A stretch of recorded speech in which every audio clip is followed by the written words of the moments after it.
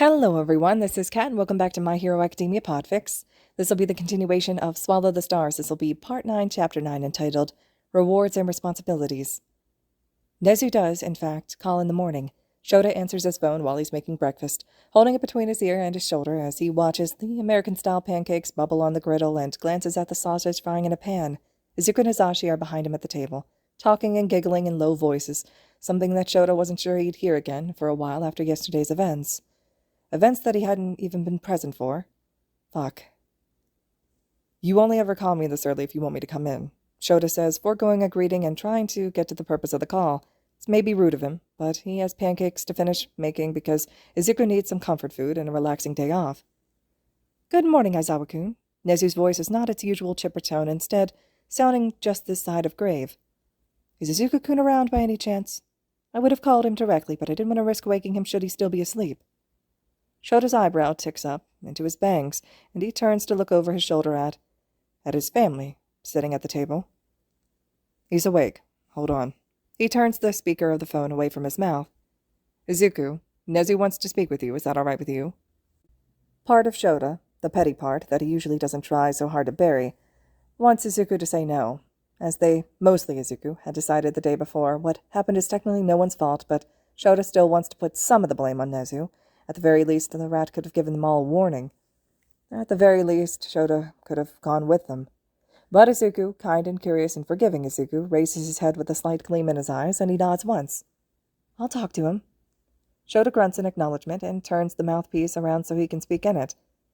I'm putting you on speaker, he says. Before doing just that, he slides the phone into the center of the table. Hizashi is here too. Nezu's voice comes out of the phone. Good morning, Yamada-san. Good morning, Izuku-kun.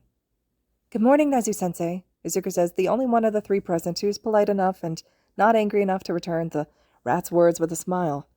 You wanted to talk to me?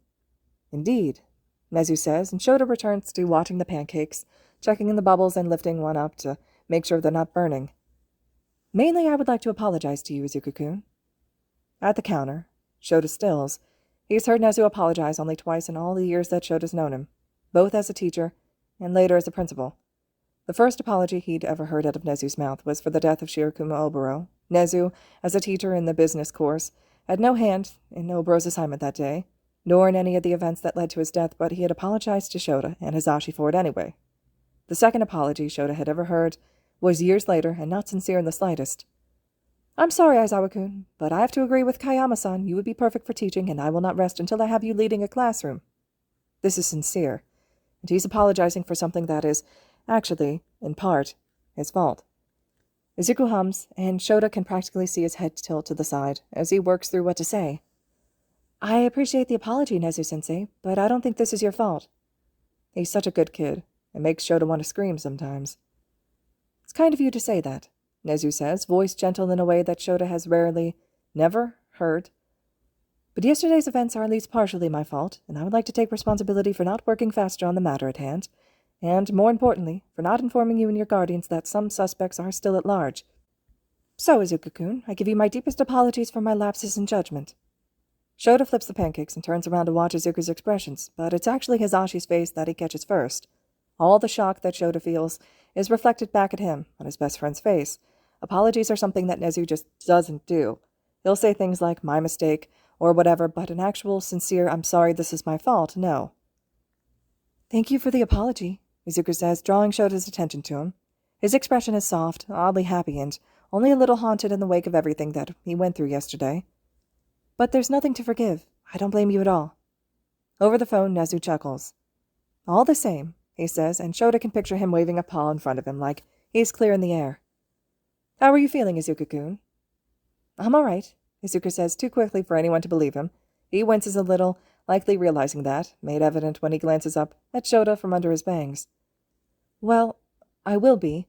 It was weird to see him there, out in the street in normal clothes. A frown pulls at Izuku's mouth. I don't know if I'll go back to any populated places anytime soon, but I'll talk to Kiyumi-san about it at our next appointment. The mention of Izuku's therapist reminds Shota that he wants to buy her a gift for the next holiday, a basket of chocolates or something, just to show his complete and utter gratitude for everything she's done for his kid. For his son. That's good to hear, Nezu says. Try to enjoy the rest of your summer. I'm eager to see you back at school in September, though. I have a few new lessons that I think you'll enjoy." Izuku perks up immediately, excitement racing through him as he bounces in his seat. "I'm looking forward to it already, Nezu-sensei." It sounds like he's trying to keep the vast amount of eagerness out of his voice, but he clearly doesn't succeed. Izashi hides a silent laugh behind his hand, and Shota can't stop his grin. "Good, good. Take care, Izuku-kun." Nezu pauses for a second before... "Aizawa-san, may I speak with you privately again?" "Goodbye, Nezu-sensei," Izuku says, just as Shota's picking up the phone off the table. "Goodbye, Izuku-kun." Shota takes the phone off speaker, shoves it back between his ear and his shoulder. "All right, we're alone again," he says, turning back around to take the pancakes off the griddle and dish more batter on. Nezu hums. "I just wanted to inform you that Detective Tsukuji called me last night to confirm that the suspect from yesterday is in police custody already, which is excellent news, but as of when I made this call, he has not confessed to anything yet, nor has he given the names or locations of any accomplices."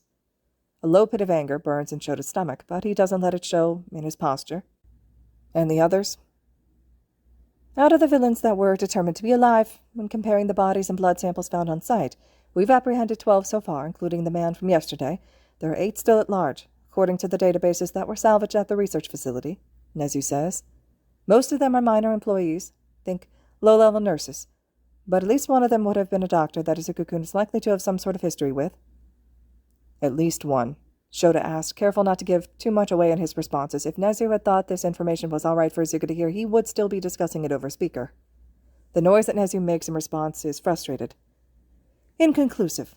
Some of their titles and job descriptions don't give much away. Regardless, 2 of them have a history of a certain level of power at the research facility, and at least one of them is likely to have interacted with Izuku-kun in the past. I doubt any of those experiences would be worth dredging up." Nezu sighs quietly. "The short of it is, Detective Tsukuji has people working on the case, and I am spending as much time as I am able going over data and camera footage. We'll find them, Aizawa-san." "Hopefully soon." Shota doesn't mean for it to be a threat, but it sounds like one. "Agreed." Nezu's voice is just as forceful. "I'll call with any updates. Enjoy the rest of your break, Aizawa-san." As it turns out, summer break is not something that's meant for Izuku to enjoy as a break. He still has lessons almost every day, and homework on top of that, but Aizawa isn't as strict as he had been during the school year, and instead of focusing purely on school subjects, he starts to weave in quirk analysis homework. It's hard. Izuku's used to having all the time in the world to look at a quirk and to think about how it could be applied or improved, how it could be changed, and what could be potential problems that the user would run into in the future. But the analysis homework that Aizawa gives him isn't like that at all. For starters, he's only allowed to do 5 of them every afternoon as soon as they've finished up cleaning for lunch, and that's it for the whole day. Thankfully, not counting the ones that he's transcribing from memory, which is a relief. For another thing, he's timed. 1 minute per quirk, and the timer starts the moment that he opens the file on whichever student Aizawa picked out from. The only pieces of information he's given are the quirk's name, a single sentence of what it does, and an image of how the quirk presents physically on the user, if at all. It's difficult. Izuku finds himself unable to get hardly anything written down before the minute is over, and he's used to filling pages full of information. He's not usually someone who gets frustrated easily, but this almost drives him to tears the first night. Analysis is something that he's supposed to be good at, and now all of a sudden Aizawa is proving that he's not. Or at least, that's what Izuku had thought until Aizawa did the exercise himself. He even let Izuku pick out a hero that he knew about from a previous generation to show Izuku what he's looking for. Basics, not detail. How analysis can be useful in a stressful situation, not how it can be used to help someone or sate Izuku's own curiosity. What type of quirk? Short, mid, or long range? Ways to neutralize. The goal is to break down a quirk to its bare essentials so that he can fight and win. After that, it gets easier. Changing the way his brain thinks about quirks becomes the challenge instead of trying to make his hand scribble notes faster. It's a goal, not a punishment, and Izuku really likes goals. Plus, Aizawa relents and allows Izuku to flesh out his analysis after he's completed the short versions. Aizawa claims it's good for Izuku to try to fill space on quirks that he has next to no information about, but Izuku's pretty sure it's because Aizawa is soft for Izuku's, as Hizashi calls them, puppy eyes, and he can't deny them when Izuku asks to be able to write more on his own time.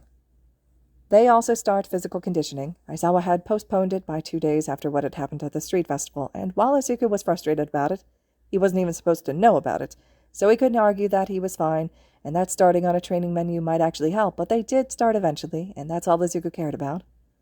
Every morning begins with a run now, half of a kilometer to jumpstart the process, but Aizawa promises to build that distance as soon as Izuku is able to handle it, with a goal of 2 kilometers before the school year is done in March. It means running through the snow. But Izuku finds that he doesn't mind that thought at all. It actually sounds good, given that this time of year they're running through humidity so high that Izuku feels like he could drink the air. Izuku. Aizawa walks into the living room, fresh out of sticking his head into the freezer, and drops an ice candy on the table in front of him. Halfway through a Quirk analysis, Izuku doesn't even bother to do more than quickly glance up while he keeps scribbling, racing against the clock to write as much as possible. He's mid-sentence when the timer goes off, and Izuku makes a face but dutifully puts his pen down. Done, he says, picking up the ice candy and ripping the plastic open with his teeth. Thank you. Aizawa grunts in acknowledgement and leans against the half wall separating the kitchen from the entryway. Are we still going to Hisashi's for dinner? Yeah, he'll be here soon. Aizawa pulls out his phone as if to check the time and then pockets it again. Did you get all of your analysis done? Taking a bite of the sweet ice treat, Izuku leans back on his hand and tips his head back into the moving air from this fan. That was the last one, he confirms. I didn't get to write out my longer analysis, but I can do that later. He tilts his head, brow furrowing as he looks toward Aizawa. Why is Hisashi coming here when we're eating at his place? To pick us up. With narrowed eyes, Izuku sits up straighter. You're keeping secrets. Aizawa grins and he glances down at his phone again, this time swiping through it and tapping on the screen. Sure am. It's a surprise. Pushing off the wall, Aizawa makes his way to the door. Come on, he's here. They're both in tank tops today, arms bare despite their scars. Aizawa's are all from fights, but not all from villains. And Izuku's are all from villains, but not all from fights. Do I have time to change first? He hadn't planned on going out in public, and if they're going to, he doesn't want to deal with the side eyes and the whispers behind his back. He knows he's too young to have so many scars, but he has them anyway, and he doesn't need strangers on the street to point them out or offer unwanted sympathy.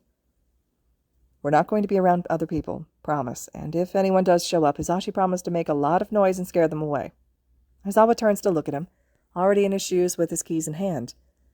Not really liking how ambiguous Aizawa's being about where they're going, is it in public or not, but still trusting him not to put Izuku in a situation he can't handle or would rather avoid, he gets to his feet and slips on his shoes, finishing up his ice candy in the process. They make their way down the stairs together and find Hisashi in his car.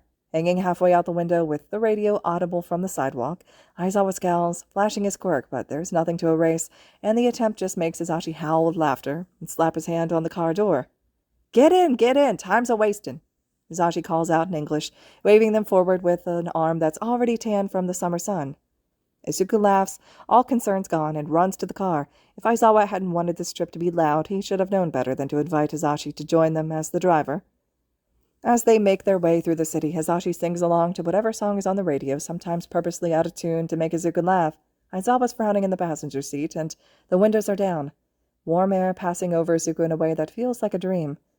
If he could stay suspended in this moment for the rest of his life, summer in full swing, his dad's in the front of the car, Amahaki content and settled in his chest, Izuku would do so in a heartbeat, but the moment is just a moment, and it ends just like all the others. After 20 minutes or so of driving, Hisashi pulls the car off the road and parks. He turns the car off for a moment later. A beach? From up here, Izuku can see the ocean, and not much else. He's assuming there's a beach, even though he's never seen the ocean or a beach in person.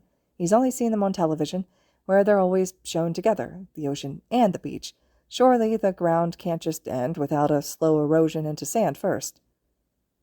It used to be, Aizawa says as he gets out. Waiting along the railing with his hands in his pockets, Izuku quickly follows, pushing himself up against the railing to look. Garbage spills out in front of him.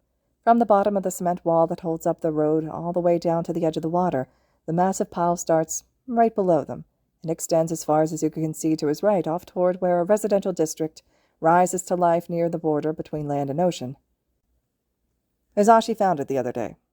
Apparently it used to be a popular tourist spot, but it's become a dumping ground lately for people too lazy to take their trash to the landfill. Overhead, the sun beats down on them relentlessly. It's just after midday, and the humidity has almost increased now that they're next to the ocean. Distantly, the sound of cicadas and traffic filter through the lapping of waves below them. So, what are we doing here? Given the drive and Hisashi's presence, Izuku had presumed that this was going to be a family outing of sorts. He hadn't in his wildest imaginations pictured himself standing above a garbage-filled beach. Hisashi comes around the car, makes a show of setting his hand on Izuku's shoulder. This is the workaround they've come up with. As long as Izuku can see the touch coming, he doesn't mind so much, or he can duck away if he really doesn't want it. We're going to clean it up, he declares with a wide smile. Well, Aizawa says, crooking his finger for them to follow as he makes his way toward the steps leading down to what's left of the sand. You are going to clean it up, Izuku. Just me? Izuku doesn't stop walking, but his surprise squeaks out of him anyway. Don't be mean, Aizawa, he pouts, which does its job in making Hizashi laugh. Shockingly, Aizawa laughs too. It's rare to get more than a huff of amusement out of him, so when Izuku manages to earn a whole laugh, yeah, day made, even if he really does have to clean up a whole beach himself. All right, Aizawa concedes. Amahaki can help you. Understanding comes to Izuku in one quickly crashing wave. This had been planned. For how long, Izuku doesn't know, but Hizashi and Aizawa have known for a while now that the most difficult part of working with Amahaki is finding a suitable place to practice, and they found one. Really? He jumps up and down the rest of the steps, and he spins around to face Aizawa, excitement overtaking him. There are conditions, Aizawa says, level-headed as ever, even if he's smiling in the face of Izuku's bubbling eagerness. Izuku nods, expecting this, and listens patiently as Aizawa names them off. 1. You can only use enough power to crush the object you're aiming at. No evaporating it, no disintegrating, no erasing from the fabric of existence or reality. Dramatic, but okay. Crush them into manageable sizes. 2. You need to crush every object individually. No picking a quadrant and taking it all out in one blow. 3. After you've crushed every object in a quadrant, you're going to pick them all up and carry them to the car so we can take them to the landfill. 4. You're not, under any circumstances, allowed to push yourself to the point of exhaustion. Hizashi and I, or at least one of us, will be here with you the whole time, but I want you to approach this as if we were to ask you to walk to the train station and ride the train back home. Understood? Understood. Izuku turns back toward the garbage, clapping his hands together in excitement. From here he can see what he couldn't see next to the car. There are lines drawn in the sand, straight as much as they can be, as they weave around pieces of trash that are too large to move. Quadrants. Izuku loves his dad so much. With less careful fanfare than usual, Izuku unwinds the bandage on his right hand and shoves it into his pocket. He doesn't watch the static bleed red into the mark on his palm, just shakes his arm out and flexes his fingers. Amahaki is right there, right beneath his skin, itching and eager and full of power. He's been doing nothing but practicing restraining all that power for months now, so it's really no surprise that the moment he tries to open the floodgates, it just pours out of him. In an instant, one of the quadrants disappears into a shallow crater in the ground, everything crushed, not pulverized, but it is everything in the quadrant, and some sand. Fuck, he swears, vehement, and bunches his hands into fists. There are marks lacing up his forearm, halfway to his elbow, but they're already fading back into smooth skin. Language. Aizawa reprimands, which is hypocritical because he's the one Izuku learned swears from, but he doesn't sound mad or surprised at the display of power, as if he expected exactly this to happen. Hizashi, meanwhile, is laughing his ass off, and it sounds just this side of hysterical. Holy shit, Izuku, holy shit! What the hell was that? All right, Hizashi's never seen Izuku actually use Amahaki before. Blinking rather owlishly, Izuku turns to look over his shoulder at Hizashi. Restraint? He hedges, not confident at all. Even if it's technically true, he suspects that if he asked, Amahaki's power could flatten the entire beach. Yeah, sure, it might use up so much energy that it could leave Izuku comatose or dead, but the power is there, under his skin, and Amahaki is an electrified ball of gravity and cool weight, sliding along his spine. I don't know why you're surprised, Hizashi, Aizawa says, crossing his legs at the ankles as he leans back against the section of cement wall that just got cleared away. I told you, he blew up, or rather imploded, half of a building. He tips his head to the side, seeming to study the wall behind him. He's right, anyway. The wall's still standing. But the moment that sideways compliment leaves him, his eyes become sharp and settle onto Izuku. So, what did you do wrong? Izuku flexes his fingers again, staring down at the oxidized mark on his palm. The static in his head ebbs and flows, offbeat, to the sound of the waves crashing onto the shore. I let it go too fast. I was too eager, I think, and I had forgotten what it felt like, and I couldn't stop it in time. He sighs. I also wasn't aiming at anything in particular, so I guess, in retrospect, it's not shocking that I blew up the whole area. Aizawa nods, letting Izuku fill in the blanks for both of them on his own. It's not Aizawa's power, and he doesn't know the extent of it, but neither does Izuku. The only difference is that, while they're both in the dark, Izuku has a stick that lets him map out the room, so he doesn't run face first into a wall or trip over the edge of a rug. Do you want to know what I noticed? Aizawa asked, and there's a glint in his eyes that means Izuku either really fucked up or did something really great. What? Aizawa points at him, his visible scars, his open palm, his hair whipping in the wind. sand somehow already in his shoes. "You're not tired yet." Izuku blinks, struck completely dumb as Aizawa's words settle over him. He's not tired yet. He's not tired yet.